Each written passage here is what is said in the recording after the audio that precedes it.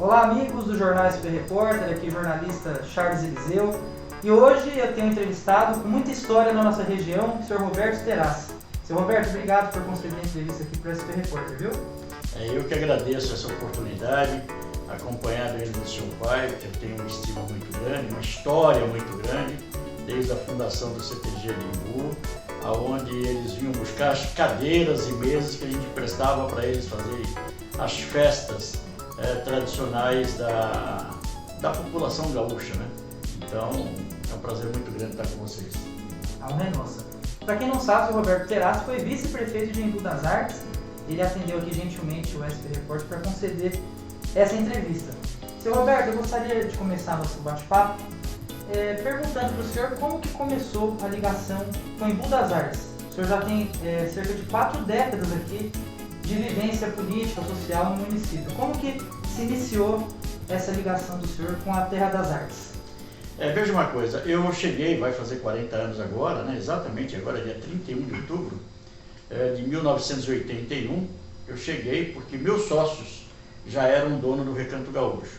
E eu já tinha uma ligação empresarial com eles, e aí cansado pela atividade que eu desempenhava na oportunidade de locação de máquinas, viajando para esse Brasil fora e tal, eu acabei, na verdade, acatando o convite que eles tinham feito para mim ser sócio do restaurante Churrascaria Recanto Gaúcho, que foi uma honra muito grande para mim. Então isso tudo começou dia 31 de outubro de 1981, que vai fazer agora 40 anos de histórias bonitas. E foram essas histórias bonitas, eu tenho certeza, que fizeram com que o senhor, entre 2001 e 2008, fosse vice-prefeito na gestão do prefeito Geraldo Cruz, a quem a gente manda o nosso abraço aqui também. Eu queria perguntar para o senhor quais foram as ações durante esses 2 mandatos à frente da Prefeitura de Embu das Artes que o senhor destacaria como as mais importantes e como que o senhor se sentiu sendo vice-prefeito dessa cidade que o senhor tem grande estima? Olha, as histórias do nosso mandato foram, assim, eu acho que inesquecíveis. Nós pegamos uma cidade extremamente quebrada, o prefeito cassado por ordem judicial, que era o Oscar Yazbek, a cidade totalmente desgovernada, não havia prefeito, tá? E foi uma união, porque não me passava na cabeça de forma nenhuma rumar a esse campo político, tá? Eu sempre fui o presidente da Associação Comercial desde 94, e aí, por esse descaso, por essa má administração que vinha sofrendo na cidade, acabaram me indicando da Associação Comercial. Ela tomou a frente dizendo: olha, só temos uma solução, você ser o prefeito da cidade de Embu das Artes. Eu tinha um conhecimento e um reconhecimento muito grande com os empresários da cidade, até por conta da vinda deles almoçar, jantar, se confraternizar no Recanto Gaúcho. Mas só que o meu tamanho populacional era pequeno. Foi aí que nós fizemos uma união, eu com o Geraldo Cruz, e se juntou um trabalhador juntamente com um pequeno empresário, que era eu, né? E daqui é que saiu também esse modelo que trouxe uma vantagem muito grande para o Lula ser presidente da República. É isso que eu ia perguntar para o senhor. Pensei justamente nisso. Exatamente isso. Esse modelo, porque até então havia um distanciamento e uma rejeição por parte do empresariado brasileiro com relação ao PT e ao lulismo, né? E saiu daqui do Embu essa união, um empresário pequeno, embora pequeno, mas também ao mesmo tempo com um trabalhador, que o Geraldo sempre foi um marceneiro, né? E embora tinha tido já uma ação na Câmara Municipal de Embu das Artes, aquele afastamento dos vereadores, enfim. E aí ele veio, o Lula, aqui, e quando nós tivemos em 2001, 4 meses de mandato, onde fizemos uma reunião muito restrita, eu, o prefeito Geraldo Cruz, juntamente com o Paulo Giannini, Morosetti, ele disse: pô, que interessante, um trabalhador e um empresário. Então daqui saiu, e depois ele atestou isso várias vezes para o Geraldo, a ideia de convidar o vice-presidente da República, que foi, na verdade, um grande industrial em Minas Gerais, Zé de Alencar. Zé de Alencar. Então foi daí que essa imagem, esse distanciamento, essa rejeição para com o Lula e o PT diminuísse, né? Essa inspiração partiu aqui de Embu das Artes. Então, o senhor já tinha dito isso antes ou é exclusivo aqui para nós? Não, isso sempre foi falado. O próprio Geraldo, eu tive a oportunidade de estar 2 vezes com o Lula. Na oportunidade de 2000, que nós fizemos um evento para fazer uma arrecadação de fundos para a campanha, usamos o Recanto Gaúcho, vendemos 800 lugares, né, que era a capacidade máxima, e o Lula esteve presente, isso foi em março de 2000, foi abril de 2000, tá? E aí ele voltou, nós já eleito 4 meses depois, tá? Em abril de 2001, foi nesta oportunidade. Então as 2 oportunidades, e aí sempre falando, né, que esse modelo, e por várias vezes ele atestou para o Geraldo, nas reuniões partidárias onde o Geraldo participava, o Geraldo trazia a notícia de que realmente, depois já de eleito presidente da República, que nasceu daqui de Embu das Artes, essa ideia, essa composição, um político, né, que era o Lula, com um industrial que foi o Zé de Alencar. Seu Terassi, dessa união entre o senhor e o Geraldo Cruz, foram nesses mandatos que a prefeitura passou a ter um espaço único. Até fazendo uma pesquisa eu pude saber disso, eu era criança na época. Os serviços eram todos espalhados e aí a prefeitura conseguiu unificar tudo em um único prédio. Eu queria que o senhor falasse sobre isso e sobre outras ações que o senhor destacaria. Olha, na verdade é o seguinte, o empresário, ele sempre, na verdade, ele pensa no enxugamento de despesas, né?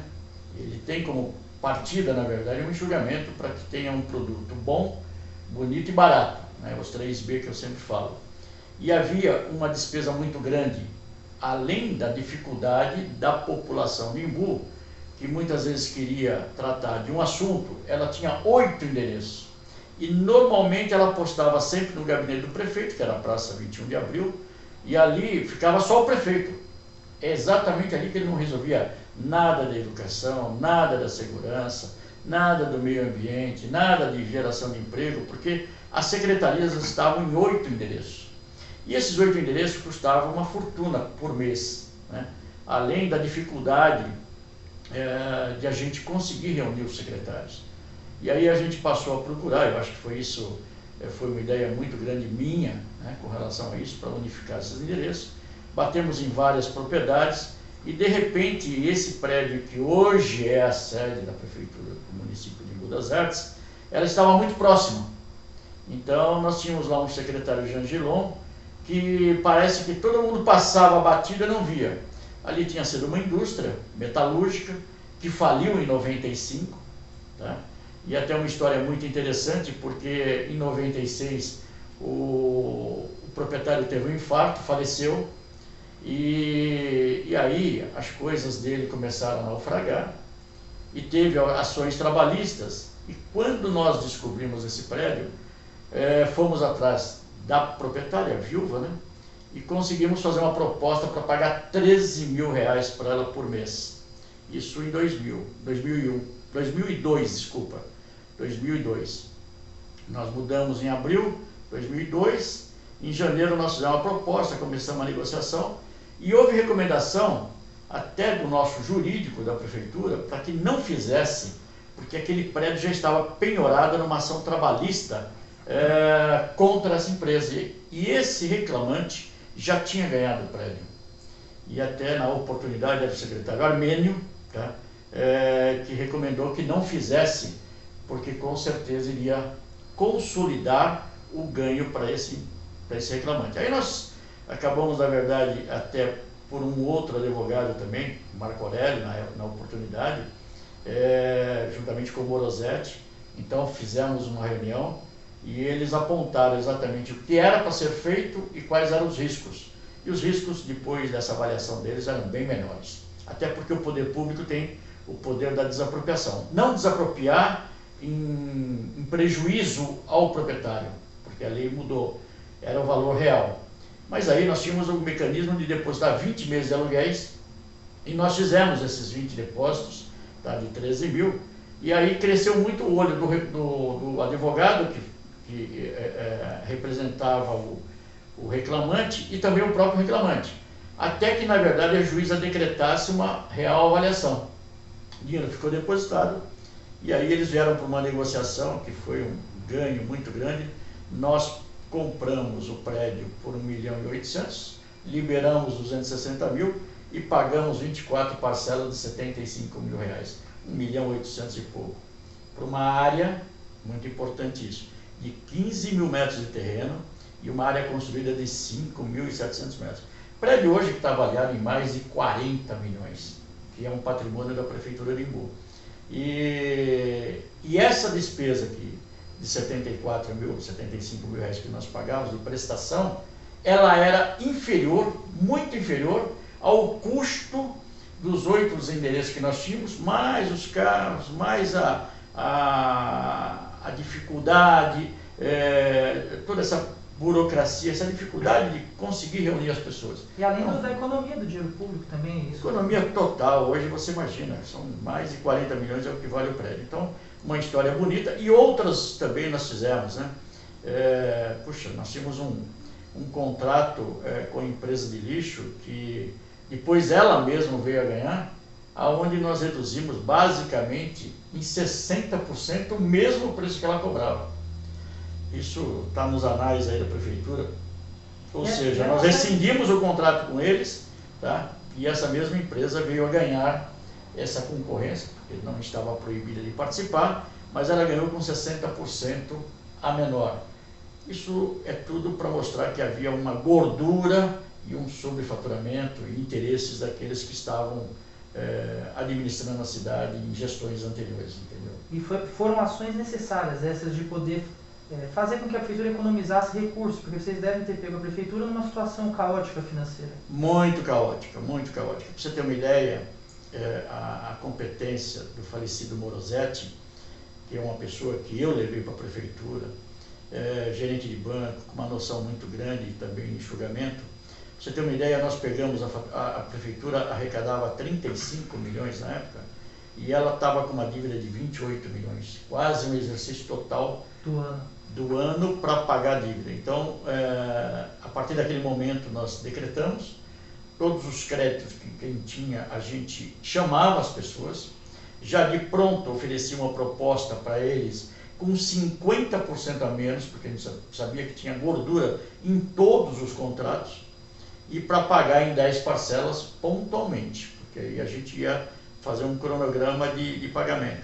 Assim foi com a própria Eletropaulo, porque a Eletropaulo tinha um crédito para receber na gestão do nosso anterior de 46 meses, ou seja, ele em 48 pagou 2 parcelas, duas contas de energia. Imagina, qualquer trabalhador que se ficar sem pagar a conta da energia é cortada, e não cortava a luz da cidade, porque seria um caos muito grande. Mas de qualquer forma, nós abaixamos todo esse custo, fizemos um caixa, e foi com a Eletropaulo, isso também a Eletropaulo na oportunidade pode atestar isso, que foi a primeira cidade do estado de São Paulo a autorizar o débito em conta. Ou seja, mostramos para eles que a nova administração tinha capacidade para pagar, mas a gente teria que negociar os débitos anteriores que, na sua maioria, não era real, não era verdadeiro. Né? Então aí a gente economizou muito dinheiro. Foi uma administração maravilhosa. Eu diria que os primeiros 4 anos nossos foi assim, nota 10, sem nenhuma imperfeição. Nenhuma imperfeição. Seu Terassi, no começo da nossa entrevista, o senhor, de passagem, falou sobre a CISI, né, Associação Comercial de Embu das Artes, da qual o senhor foi presidente. Queria que o senhor falasse um pouco para os nossos telespectadores do jornal SP Repórter sobre a importância da CISI aqui para a cidade e um pouco do trabalho da CISI para que os telespectadores possam saber, aqueles que ainda não sabem. Então, na verdade, a CISI, né, Associação Comercial, Industrial e Serviço de Embu das Artes, é aquela paixão à primeira vista, porque ali é a casa do empresário, né? E é importante dizer que nenhum empresário tem obrigação de se filiar a uma associação. Mas, na minha visão, ele teria todo o ganho quando ele se filia a uma associação. E eu também, associação comercial, eu fui suceder o Mário, que era também empresário da Kratos, que era uma empresa também da cidade, tá? E ele me convidou, estava cansado, estava com problema de saúde e tal, para ser o presidente. Eu até de ponto falei, poxa vida, eu, né, com tantos empresários e tal, aceitei o convite com muita honra e fui em 94. E lá eu permaneci por 10 anos, com mandatos de 2 anos. É lógico que o primeiro mandato foi aquela vontade muito grande de permanecer, depois a reeleição também, mas aí eu nunca quis ser dono do poder e comecei a abrir, na verdade, os meus mandatos posteriores para outras pessoas. Mas acabaram sempre, na verdade, as pessoas e os empresários, não, você tem que ficar, e aí acabei ficando 5 mandatos, até que quando eu completei 10 anos, disse, olha, agora nem se os meus filhos pedirem, porque eu já fiz o bem, mas daqui para frente o cansaço, tem que ter rotatividade, entendeu? Caras novas, pensamentos novos. Mas o senhor participa ainda da... Sim, eu sou conselheiro. Para mim, a associação comercial mora dentro do meu coração, como teria que morar no coração de cada empresário, porque ali a gente discute e tal. E nós tivemos muitos ganhos.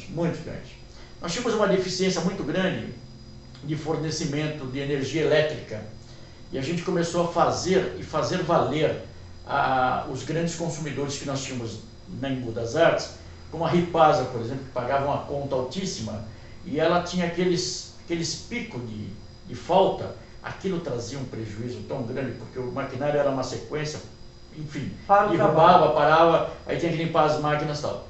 E aí nós começamos a ganhar, na verdade. Hoje nós temos subestação aqui na cidade, graças a esse período também. Mas eu acho que nós temos, você vai conhecer o currículo da Associação Comercial, que é extenso, né, nesses 10 anos. Para você ter uma ideia, Eliseu, também, que você que está ouvindo a entrevista, você vai se lembrar, como todos os que estão ouvindo também, todos os municípios da região metropolitana de São Paulo, com exceção de Guarulhos, cada fichinha, cada moedinha que a gente colocava no telefone público e o nosso telefone particular, a gente pagava a conta por pulso, ou seja, era 16 segundos. Em São Paulo, você ligava de casa para casa dentro do município de São Paulo, você tinha a possibilidade de falar por 3 minutos cada pulso. E aí você tinha que andar com um caminhãozinho de moeda, quando você ligava daqui de Embu para São Paulo, ou para qualquer outra cidade da região metropolitana, porque aqueles 16 segundos iam rápido. E aí nós tivemos um prejuízo muito grande à região, porque a Behring, na oportunidade, ela podia manter o centro administrativo dela aqui, gerando mais emprego, mas o custo era bem menor eles ficar lá no centro empresarial de São Paulo, tá? Por conta de uma conta assustadora que vinha no telefone. Aí nós começamos um trabalho para que houvesse uma igualdade igual ao Guarulhos. A justificativa, na época da Telesp, tá, era o seguinte, que lá era um aeroporto internacional, por isso que lá tinha uma situação diferenciada. São Paulo tinha uma situação diferente. Aliás, Guarulhos, que era igual a São Paulo. São Paulo, sim, porque é a grande metrópole, a grande capital. E aí nós conseguimos, na verdade, depois de muitas tentativas e tal, fomos engrossando, articulando com os outros municípios e hoje, graças a Deus, somos iguais. Tá? E a outra coisa mais importante de todas elas, eu acho que você vai falar isso, que é a lei Guarapiranga. É a próxima pergunta. Para quem está assistindo a nossa entrevista já pode notar o quão importante é o Roberto Terassi aqui, politicamente e socialmente, para a nossa região. E dentro desse contexto, Terassi, eu assisti uma entrevista recente do ex-prefeito de Itapecerica, Jorge Costa. Um abraço para o Jorge Costa também, que com certeza vai assistir esse bate-papo. E lá naquela entrevista, foi semana passada, se não me engano, ele ressaltou o seu empenho, a sua dedicação para a aprovação da lei específica do Guarapiranga. Se eu estiver errado, o senhor me corrija. E eu sei que foi muito importante no âmbito econômico para os 2 municípios, de Embu e Itapecerica. Eu queria que o senhor falasse para os nossos telespectadores aqui do SP Repórter sobre a importância da lei específica do Guarapiranga e como que ela pode promover a melhoria econômica da nossa região. Porque o Jorge falou que o salto do orçamento, por exemplo, de Itapecerica foi gigantesco logo no primeiro ano da criação da lei. Primeiramente eu peço licença a você para falar o seguinte, esse amigo Jorge Costa, os nossos laços de amizade, ele antecede, na verdade, a vida política do Jorge na cidade de Itapecerica. Eu era muito fiel como cliente ao Jorge, porque ele tinha uma distribuidora de bebidas, né, na época a Skol, e ele também era muito fiel ao Recanto Gaúcho, porque todas as festas de confraternizações, na verdade, eram feitas por ele, e sempre depois do Natal, porque até o Natal, uma distribuidora, imagina, ela tem que atender festa, festa, festa, festa, e aí, quando passava naquela semana entre Natal e Ano Novo, é quando ele fazia a festa juntamente com os seus funcionários.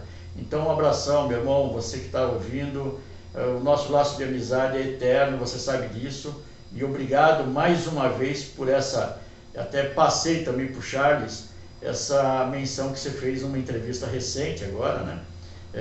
Antes do dia 7 de setembro, para o YouTube, e depois você me passou e automaticamente passou também aquele áudio, que eu fiquei muito feliz. Obrigado. Bom, a grande verdade é o seguinte, quando eu cheguei na Associação Comercial em 94, é uma história que realmente muito longa, mas eu vou resumir. Havia uma situação, como até hoje, viu? Mudou muito para melhor, mas até hoje uma dificuldade muito grande por nós estarmos com um território 58% protegidos pelos mananciais. Itapecerica tem 100%, Embu-Guaçu tem 100%, Itapecerica, Embu-Guaçu, Juquitiba tem 100%, São Lourenço tem 100%, só para vocês terem uma ideia. E aí o que acontece? É um fechamento tão grande que em vez de você preservar, tá, você na verdade acaba incentivando a ilegalidade. Eu sempre disse isso para os órgãos competentes. Se vocês não abrir conscientemente, vocês vão acabar com os mananciais. Porque a legalidade ficou tão difícil naquela oportunidade que era sempre, e continua assim, continua muito mais fácil as pessoas ocuparem de uma forma ilegal essas invasões que nós temos ainda hoje e tal.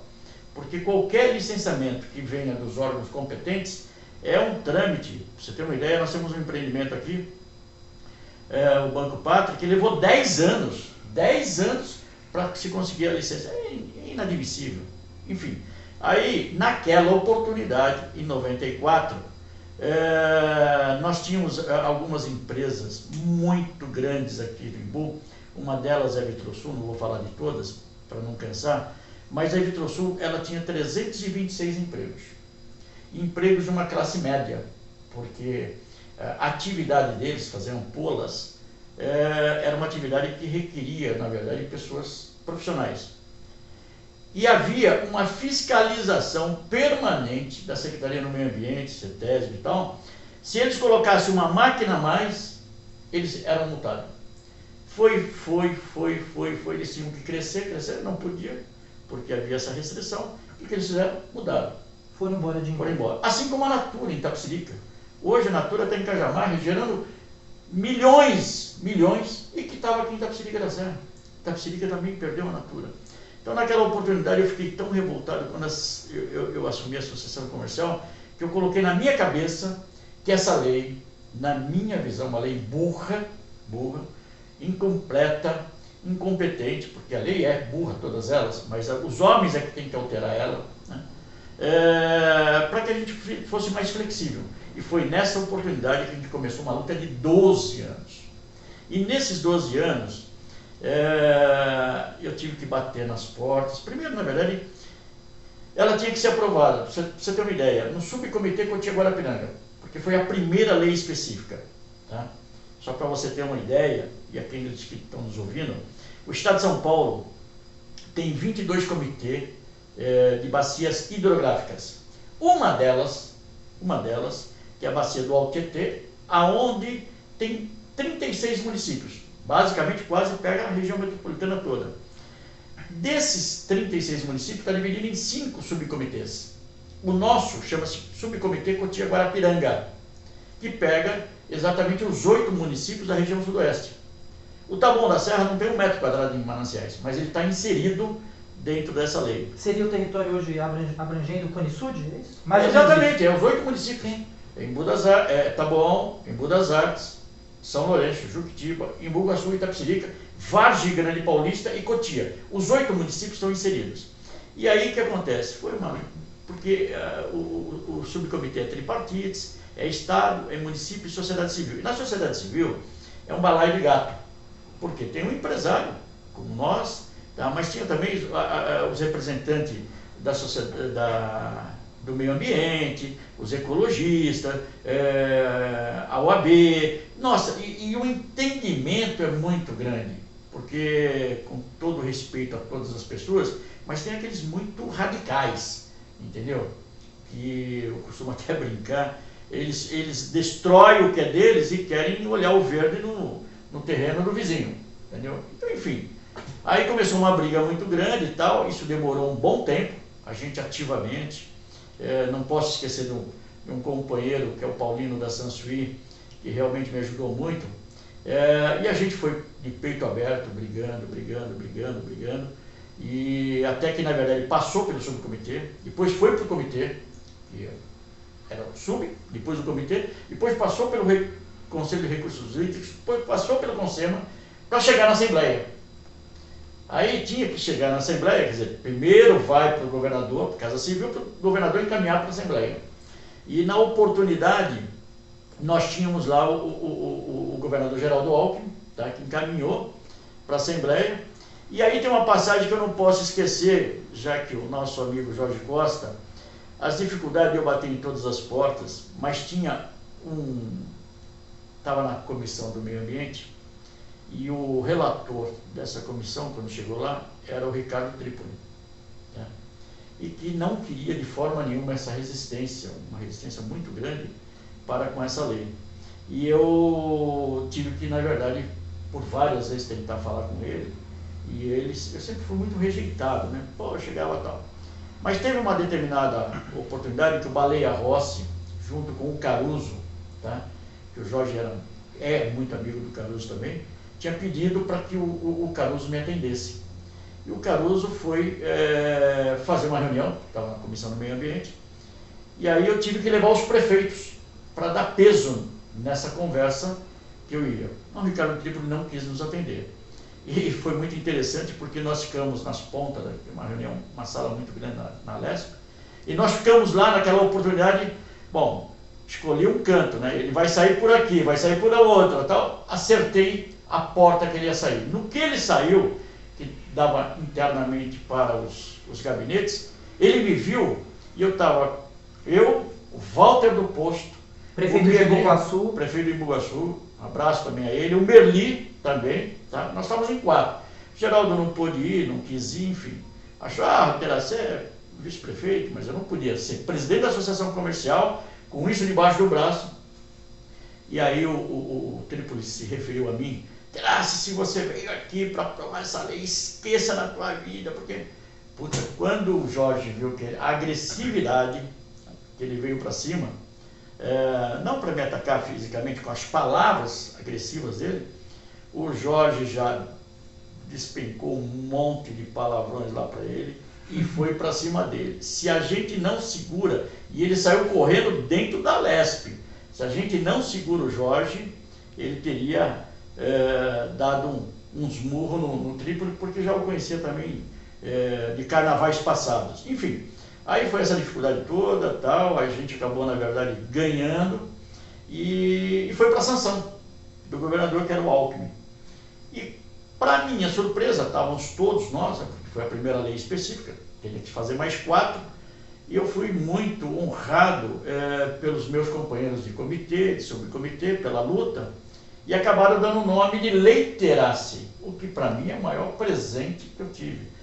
Todo o meu tempo, Lei Terassi. E aí me escolheram para ser, porque o governador queria ouvir alguém da sociedade civil, e tinha chegado aos vidros dele, e acabaram me colocando ao lado do Alckmin. Eu também não sabia disso, foi o protocolo do governador, para fazer uso da palavra.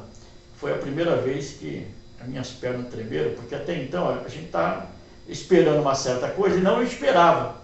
E aí eu fiz um discurso, sabe, mão de Deus, que até hoje é inesquecível, e até depois cumprimentado pelo governador, enfim. Aí ele sancionou, aí veio o Serra, no ano seguinte, 2007, sancionado em 2006, 2007, aí veio o Serra que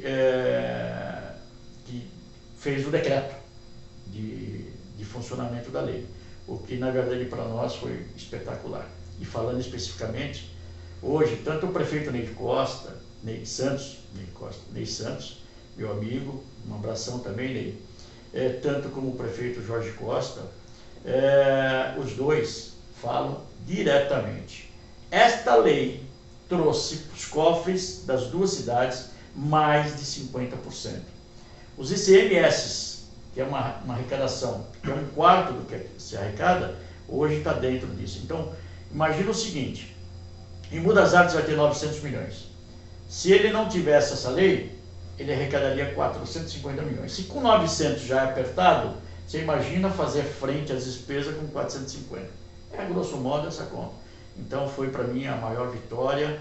E pude, graças a Deus, e o maior presente, essa lei chamada Lei Terassi. Terassi, na prática, esse benefício econômico, só para quem está assistindo poder entender, isso torna a cidade de Embu das Artes e Itapecerica cidades mais atrativas para o empresário investir aqui, é isso? Não, são 2 ganhos maravilhosos, né? Aliás, são 3 ganhos maravilhosos. O primeiro, na verdade, é o seguinte, a cidade, todas nossas, seu pai se lembra disso, foram sempre cidades dormitórios. Cidades que as pessoas trabalhavam em São Paulo, nos cantos de São Paulo, Santo Amaro, Pinheiros e tal, enfim, e moravam nas nossas cidades. Então, nós não tínhamos emprego, então, por isso que eram 9 cidades dormitórios. E com essa lei, agora é o contrário, é uma cidade empregatícia.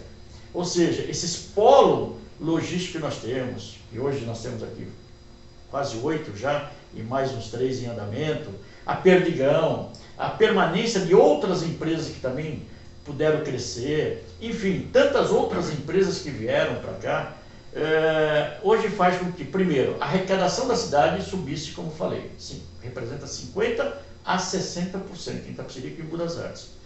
Por isso que o Jorge fala que quando ele pegou, estava em 90 milhões, já no ano seguinte foi para 135, ou seja, ele já teve 50% de aumento de arrecadação graças ao ICMS. Mas trouxe milhares, dezenas de milhares de empregos. Então hoje, você tem aqui pessoas que moram no Santa Clara, atravessam a rua, olha que conforto, e vêm trabalhar aqui nesse centro logístico do lado, ou vice-versa, Pinheirinho, os outros do centro, e traz profissionais da cidade de São Paulo dos 4 cantos. Então hoje, não só de São Paulo, mas também de outros países também, porque tem muitas empresas multinacionais na nossa cidade. Então, e o terceiro ganho é que quando vem um empreendimento desse, aí ele preserva.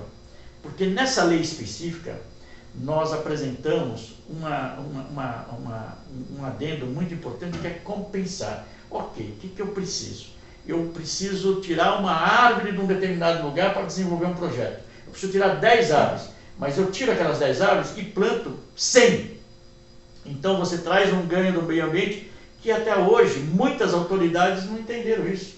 Ou seja, é um ganho ambiental, como eu dou uma nota de 1 e pego 10 de troco. Não acontece isso no mercado financeiro, mas no meio ambiente acontece. Eu tiro uma árvore e dou 10, dou 15 árvores plantadas em áreas do próprio empreendimento ou aonde os órgãos ambientais competentes podem apostar. E isso daí é um mecanismo muito gigantesco, mas gigantesco, e outra coisa, como você tem uma taxa de ocupação, aquela área ao redor daquele empreendimento, ela fica preservada de eterno, ou seja, nunca mais vai se ter invasão naquele pedaço que foi preservado, porque quem é o responsável? É o proprietário, que não deixe nunca mais invadir aquele pedaço que está agregado a essa empresa. Então, são 3 ganhos maravilhosos: emprego, renda para a cidade e meio ambiente. E curioso que o senhor falou, pensando nesse contexto, Taboão da Serra é uma cidade que não tem muita mata, não tem muita preservação ambiental. Em Embu e Itapecerica tem. E o interessante é que Itapecerica é a cidade-mãe. É a cidade que Embu das Artes era um distrito, Taboão da Serra era um distrito. O senhor acha que esse era o fator, então, por exemplo, no caso especificamente de Itapecerica, que atrasava o desenvolvimento daquele município? Porque Itapecerica é a cidade-mãe. Mas sem dúvida, isso trouxe um prejuízo muito grande. E eu digo mais, voltando nessa tecla que você está falando, quando eu falo de a gente estender tapete vermelho para os que querem ser legais e tapetes de espinhos para quem na verdade quer ser legal.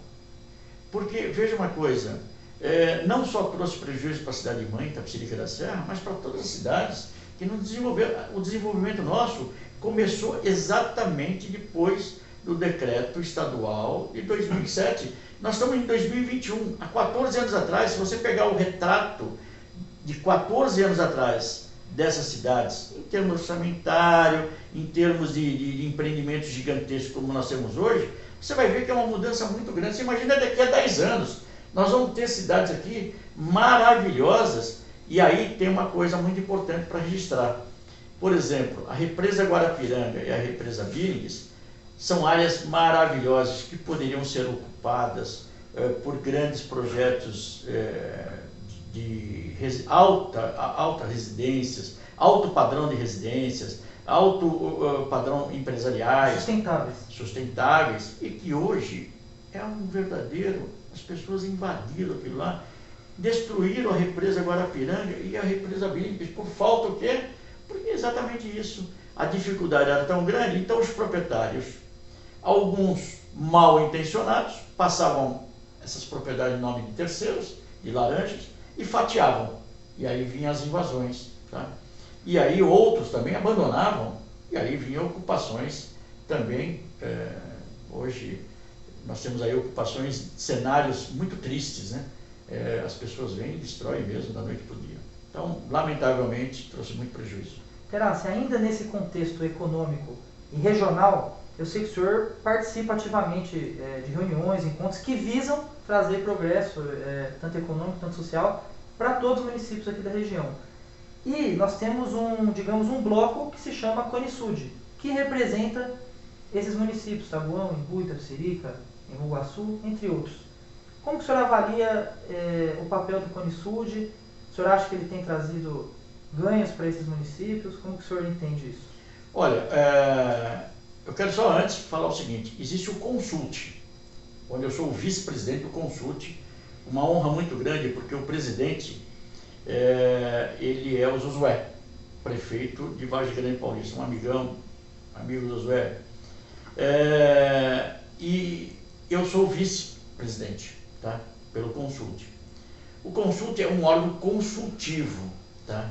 Que fez um bom trabalho também nesse espaço que nós estamos, brigando, e tem uma pauta muito importante, que realmente a gente conseguiu destacar lá.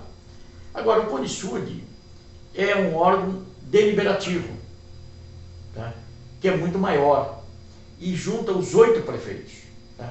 E existe desde 2000, tá?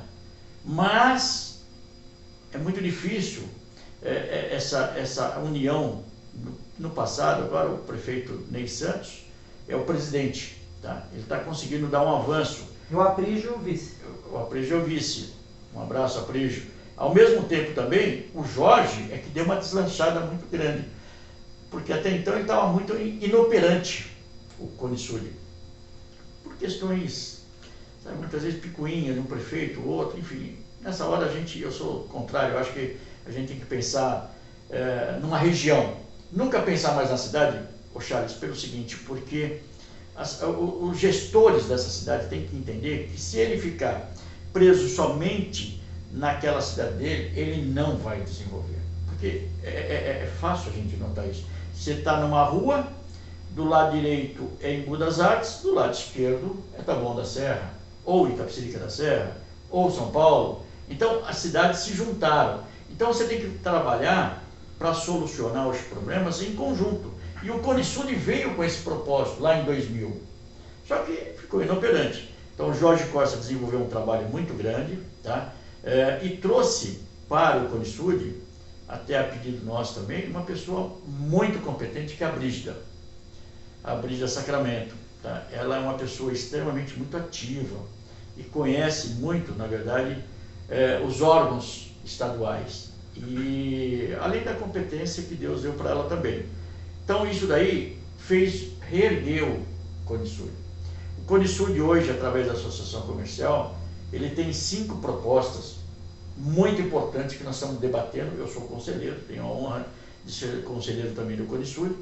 Uma delas são as ruas laterais, que há uma obrigatoriedade da concessionária da autopista, que era para entregar essas ruas laterais de 20 quilômetros, para você ter uma ideia, de Itapecerica até o Taboão, em 2018.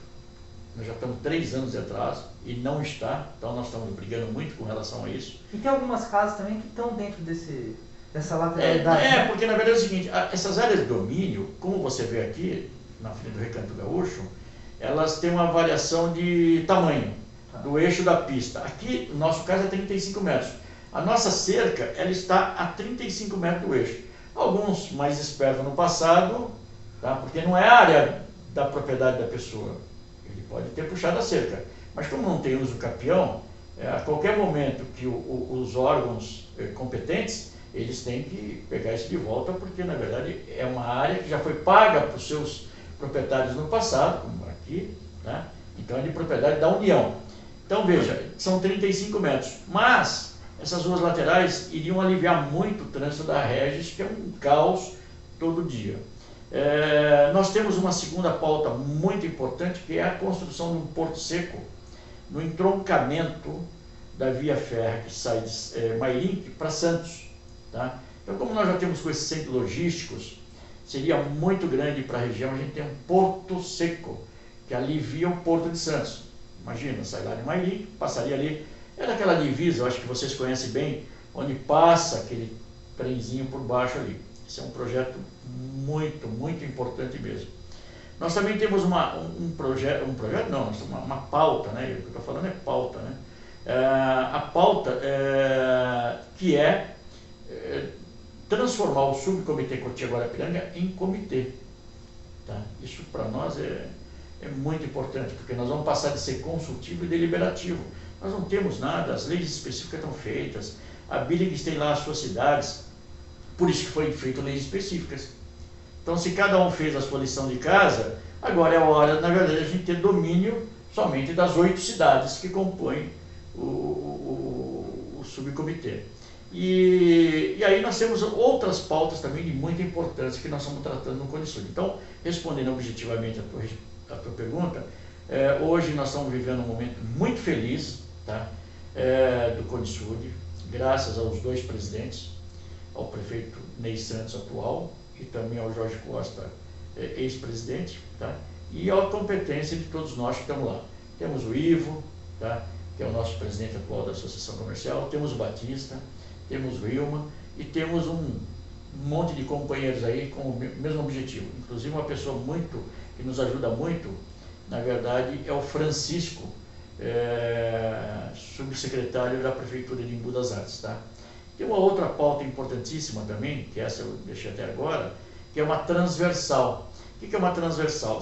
É uma estrada existente que sai ali do Hospital Geral de Cotia e vem até Itapecerica da Serra. Então, você sairia da Raposo Tavares, que a gente chama de transversal Raposo até a Regis, sem, na verdade, porque de Cotia até para você pegar o Rodoanel, são 14 quilômetros, então você dá uma volta muito grande. Se a gente tivesse essa estrada, a gente já usa mais de 40 anos, mas ela tem que ser, na verdade, melhorada. Tá? O seu glade, fazer áreas de proteção, drenagem, alagamento, enfim, então nós estamos batalhando muito com relação a isso. E tem mais... é possível sair já entregamos um DR, todos trabalhando, já tivemos do secretário também, não só do Meio Ambiente do Estado de São Paulo, como também o secretário de Desenvolvimento, o Penido, promessas que vai sair. E tem uma pauta muito importante que é regional também, que é a alça do Rodoanel de Embu-Guaçu. Se você for lá, você consegue ir a pé ou de moto já fazer esse acesso. Então está lá no Crispim ali, você passa, já está o trevo pronto, é só fazer a ligação. E aí vem um monte de histórias, muitas dificuldades que nós estamos enfrentando, mas agora o governador Dória, em janeiro, fez um decreto já e agora andamos bastante. Então são 5 pautas que realmente nós estamos trabalhando, que são as maiores, mas tem outras menores também, tem um monte de necessidade da região. E eu gosto de fazer isso, sempre fiz, é importante dizer, voluntariamente. Eu acho que eu sou rotariano há 40 anos e digo sempre o seguinte, a gente tem que pensar no próximo. E quanto mais a gente der de si para o próximo, mais a gente enriquece. Espiritualmente, não é o dinheiro não. O dinheiro é consequência, mas a gente enriquece espiritualmente, saber que a gente está numa passagem e que está deixando um local melhor para os nossos filhos, para os nossos netos e para outras gerações vindouras que vêm. Seu Roberto, eu sou até suspeito de dar um relato sobre ele, porque eu conheço o Roberto desde quando eu era criança, eu frequentava o Recanto Gaúcho. Quantas e quantas vezes o Roberto Terassi saiu nas sociais do Charles, nos jornais impressos do SP Repórter. Claro que a comunicação mudou. Hoje, essa oportunidade que a gente está tendo aqui de conversar por vídeo é muito mais valiosa do que o jornal impresso. O SP Repórter hoje alcança muito mais pessoas, muito mais leitores. E mudou o modo de fazer comunicação. E o seu Roberto está aqui concedendo essa entrevista para mim. Seu Roberto, aproveitando também, seguindo essa questão econômica, aproveitando a sua experiência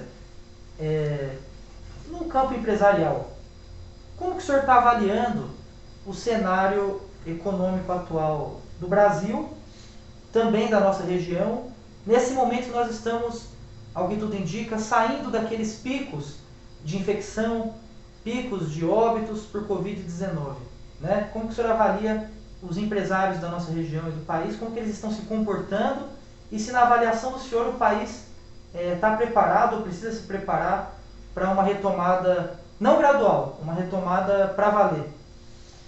Eu quero dizer para todos os nossos irmãos brasileiros que nós somos muito felizes de ter essa pátria, de sermos brasileiros. O Brasil, na minha visão, dentro desse planeta Terra, é o melhor pedaço que se tem do planeta, em tudo. Tá?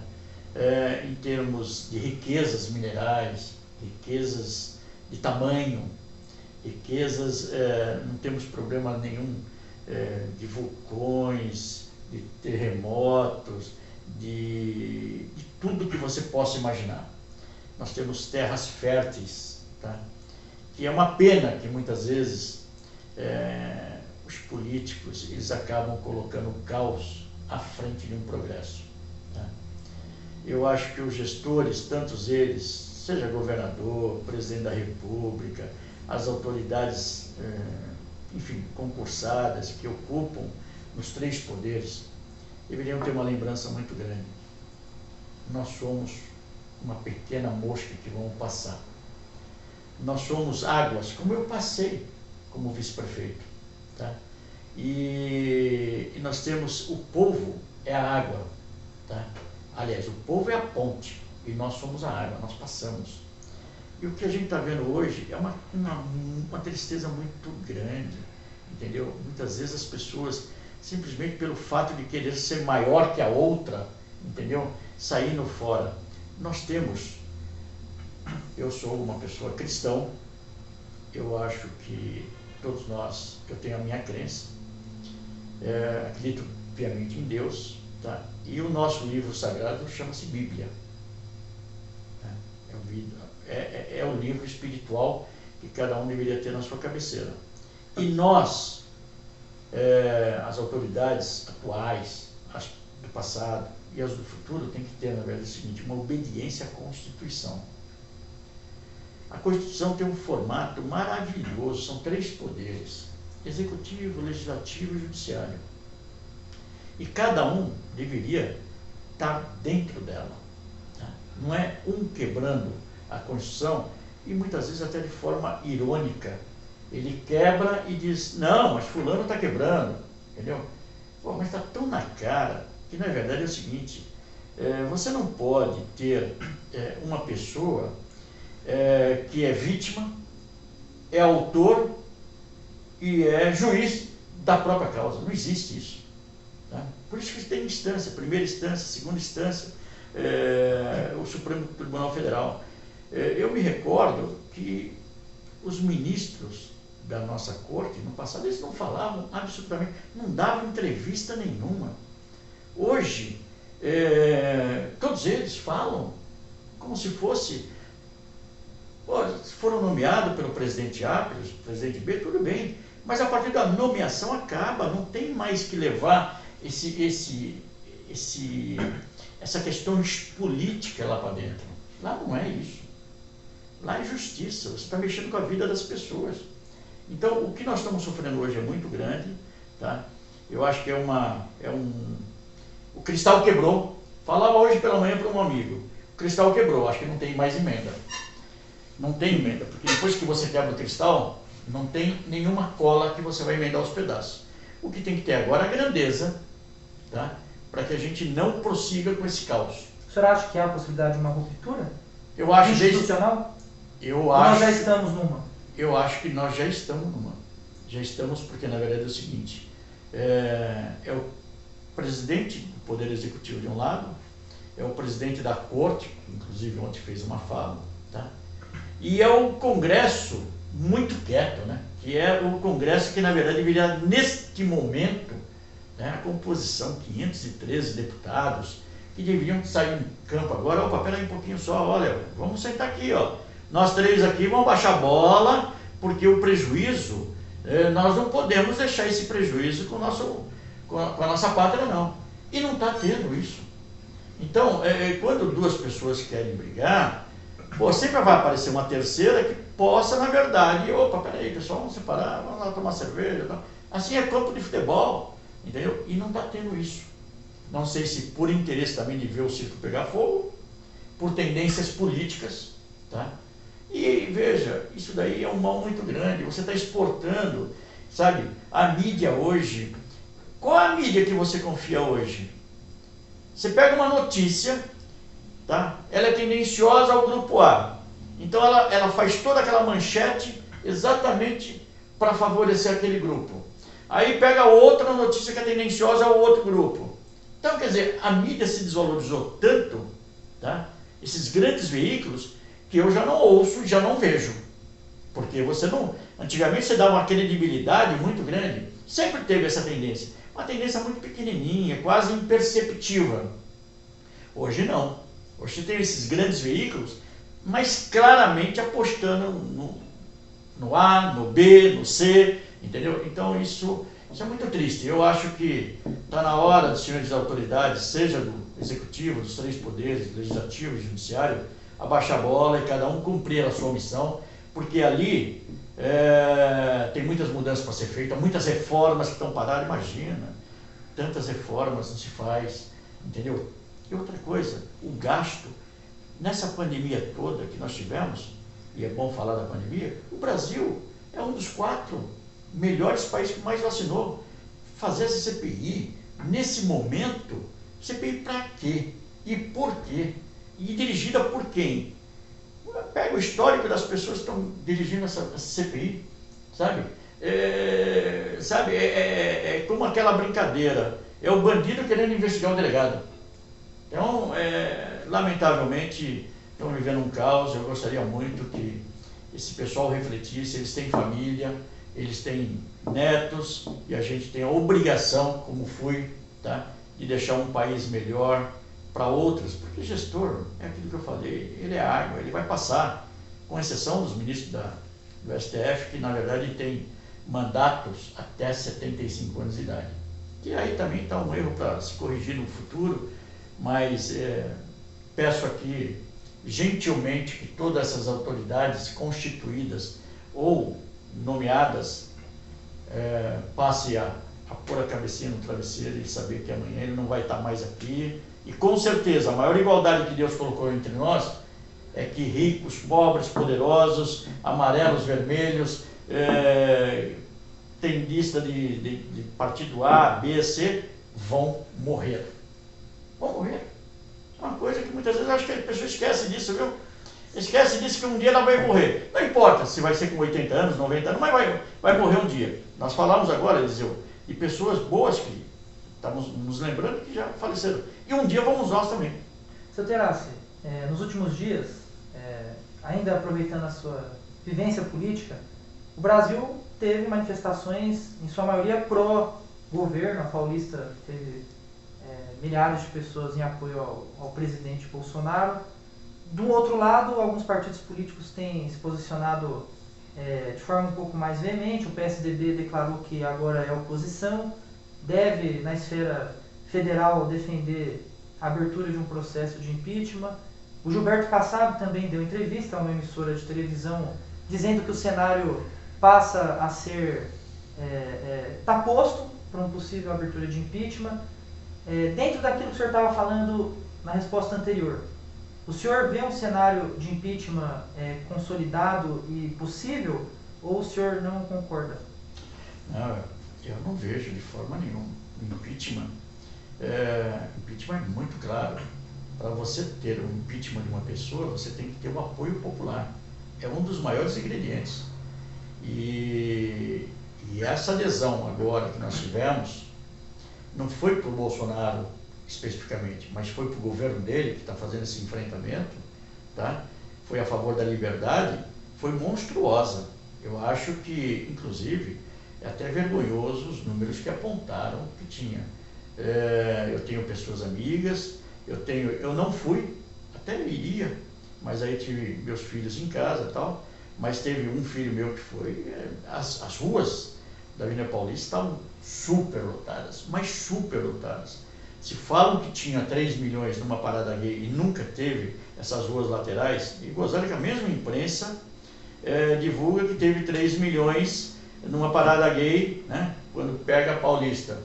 Dessa vez tinha a Paulista inteira, que várias pessoas não conseguiam andar lá dentro, as ruas laterais, Alameda Santos, enfim, aquele quadrilátero, não conseguia, e tem 120 mil pessoas. Acho que é uma vergonha quando a gente faz uma imprensa grande fazer um negócio desse. É por isso que eu estou falando, eles estão perdendo o crédito deles. Não acredito no impeachment de forma nenhuma. E é o seguinte, quando você, e aqui eu quero pedir para todas as pessoas, faça você mesmo. Quando alguém, nós empresários, eu também já fui empregado no passado, para a gente conseguir uma vaga de emprego, a gente tem que levar um currículo, por onde a gente passa, por onde a gente trabalhou, e dar a referência. Olha, eu trabalhei na empresa X, tá? O senhor pode ligar lá que eu trabalhei direitinho. É assim que a gente faz, tá? Para conseguir um emprego, nós temos que levar currículo. A massa trabalhadora tem que fazer esse currículo, até hoje, e não é no mundo inteiro, você tem que apresentar um currículo. Então, quando vem uma pessoa dessa, ou um partido desse, que você mencionou agora, seja o partido A, PSDB, PT, PSB... Partidos de esquerda também. Partido de esquerda, da direita, do centro-esquerda e tal, ou pessoas se pronunciarem, primeira coisa, levanta o histórico dessa pessoa, e levanta o histórico desse partido, e vê se ele merece a tua credibilidade para acreditar, se ele tem, na verdade, um histórico bonitinho, libado, tal, sem nenhuma mancha para pedir alguma coisa para o outro. Tá? Então, nós estamos diante disso. Eu acho que está sendo um ensinamento, Charles, muito grande, viu? Eu acho que nós vamos nos lembrar aqui, teu pai vai se lembrar, na minha infância nós tínhamos uma matéria escolar que chamava Educação Moral e Cívica. Depois veio a OPS, organizações políticas, tal, mudaram o nome de Educação Moral e Cívica, deram um outro nome. Enfim, tudo era para tratar de dar, na verdade, um ensinamento para as crianças, deve ter passado por isso, numa outra matéria se passou, mas na nossa era muito importante, tá? Para mostrar como é que funcionava a república, qual era o papel do vereador, qual era o papel do prefeito, qual era o papel do governador, do presidente da república, os 3 poderes. Infelizmente acabaram com isso, mas acabaram de forma proposital. Quanto mais você tem um povo ignorante, mais é fácil você conduzi-lo. Então, isso lamentavelmente, e agora com esses movimentos todos, as pessoas estão sabendo quem é o ministro A, B, C, quem é o presidente da república, quem é o governador, quem é o fulano, entendeu? Por quê? Ontem até teve uma matéria muito interessante, que a imprensa divulgou, quando tiver qualquer determinação judicial inconstitucional, perante a nossa Constituição, ninguém tem a obrigação de cumprir. E assim eles relataram o fato no Renan Calheiros, quando teve uma ordem do ministro Marco Aurélio, e ele não cumpriu porque ela estava inconstitucional. E ele provou, lógico, não é para não cumprir, desde que esteja inconstitucional. Mas eu acho que vamos rezar como brasileiro, porque é uma pena. Moramos no melhor pedaço do planeta. Eu acho muito interessante ouvir a opinião do senhor, porque o SP Repórter realmente é um espaço plural. Eu já entrevistei outros políticos da região que têm um posicionamento diferente, parecido, enfim. Acho que a democracia é isso, é ouvir a opinião de todo mundo com muito respeito. E o senhor Terassi deu a opinião dele a respeito das coisas que estão acontecendo na atualidade. Terassi, outro assunto que a gente passou de raspão foi o Recanto Gaúcho. Eu queria, a gente está já chegando ao fim, que o senhor falasse um pouco sobre o Recanto Gaúcho, as memórias que o senhor tem desse restaurante tão saudoso, que tantas pessoas aqui na região frequentaram, inclusive eu. E também, aproveitando, dando uma deixa, o senhor foi responsável até por criar a Associação das Churrascarias do Estado de São Paulo. Falasse um pouquinho disso pra gente. Ah, sim, é com muito prazer que eu vou falar do Recanto Gaúcho. O Recanto Gaúcho fez 10 anos agora, no Dia dos Pais, que nós fechamos ele. E fechamos ele porque em 2009, dia 22 de dezembro, a gente não esquece dessas fatalidades, às 4 horas da tarde, nós tivemos uma enchente. E aí nós tivemos uma inundação muito grande dentro do Recanto Gaúcho, porque o Recanto Gaúcho, você vai se lembrar, talvez mais que criança, mas seu pai se lembra, a gente descia, nós estávamos 3,5 metros abaixo da pista. E aí houve essa tromba d'água, e nós tivemos água dentro do salão, quase 70 centímetros, e com festa contratada, festa em andamento, dia 22 de dezembro, porque é o melhor mês para restaurante, que antecede o Natal, e tínhamos festa para a noite, e festa da Colgate, que eu não vou esquecer jamais, e 1.000 pessoas contratadas para o dia seguinte, e não pudemos realizar essas festas. Então foi um caos muito grande, tentamos de todas as maneiras fazer o abaixamento das águas, não conseguimos, ficamos uma semana, tivemos que cancelar todos os eventos, inclusive esse da Colgate, que foi um caos, 1.000 pessoas, a festa, porque uma multinacional, ela contrata, tem todo um planejamento, né?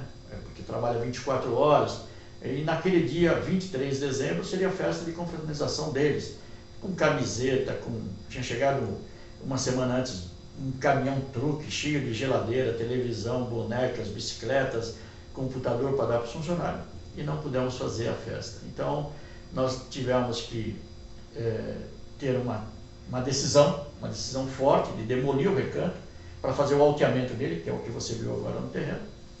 O terreno é nosso ainda, graças a Deus, e isso fez 10 anos agora, porque nós também, mesmo tendo ocorrido e a vontade de demolir já na semana seguinte, nós não podíamos, porque nós tínhamos uma agenda de compromissos até 8 de agosto de 2010, e o Dia dos Pais era dia 9.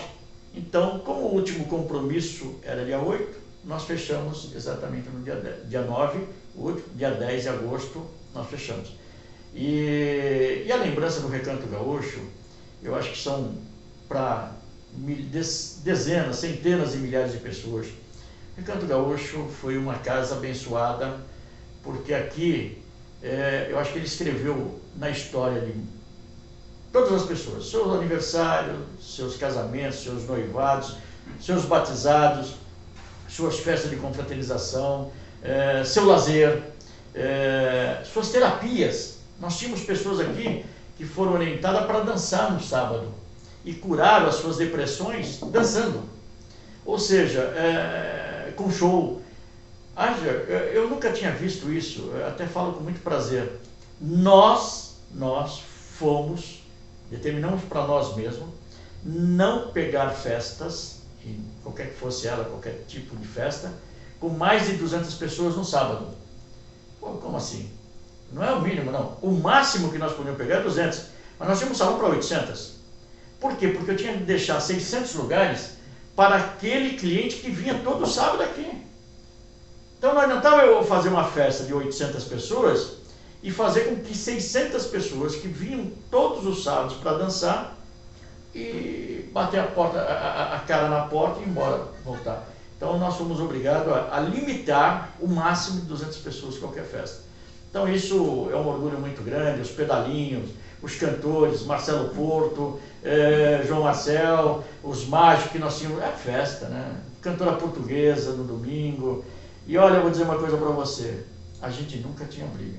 E a primeira festa do Peão do Boiadeiro, feita aqui no Embu das Artes na região, foi no Recanto Gaúcho, quando nós trouxemos o Sérgio Reis. Era impossível de se andar aqui dentro do Recanto Gaúcho, mais de 2.000 pessoas, porque não tinha mesa, não tinha cadeira, e a lotação, se tivesse um espaço para 5.000 pessoas, 10.000 pessoas, seria lotado. Então, é uma casa que traz muita lembrança. Falando da Chuesp, a Chuesp é a Associação da Churrascaria do Estado de São Paulo, também em 94, nós tivemos um problema muito grande, porque até então, as churrascarias, ela servia uma alcatra inteira, ela não separava uma maminha, picanha e tal. E aí, o que aconteceu? Aconteceu que nós começamos a separar a picanha do alcatra e um boi só tem uma picanha. Tá? Aliás, tem 2 picanhas, 2 traseiros, desculpa. E 2 picanhas pequenas, tá? Que ela vem no traseiro. E aí o que acontece? A demanda foi muito maior que a oferta. E aí houve uma elevação de preço, porque nós começamos a importar da Argentina. E os argentinos, quando começou exatamente em 94, o RV, depois passou para o real, a gente pagava, em comparação ao dólar, 5 dólares. Ela chegou a custar 20 dólares. E aí foi quando, na verdade, todos nós, donos de churrascaria, sofrendo, mas não havia uma união, que parece incrível, né? Quando você está na mesma atividade, você tem que ser amigo de todos que estão na atividade, para que você não brigue, não se distancie, porque você está sofrendo a mesma consequência.